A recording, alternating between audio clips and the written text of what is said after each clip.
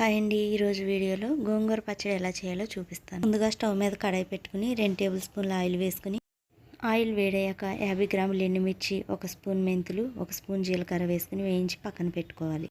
అదే కడాయిలో శుభ్రంగా కడిగి పెట్టుకున్న గోంగూరను వేసి గోంగూరలో నీరు మొత్తం ఎగిరిపోయేంత వరకు వేయించుకుని చల్లారబెట్టుకోవాలి. పూర్తిగా చల్లారిన తర్వాత ఎండుమిర్చిని మిక్సీ జార్లోకి తీసుకుని దాంట్లో 1 స్పూన్ సాల్ట్, ఒక 10 వెల్లుల్లి రెబ్బలు వేసుకుని మిక్సీ పట్టుకున్న తర్వాత ఉడికించిన గోంగూరను కూడా వేసుకుని మిక్సీ పట్టుకోవాలి.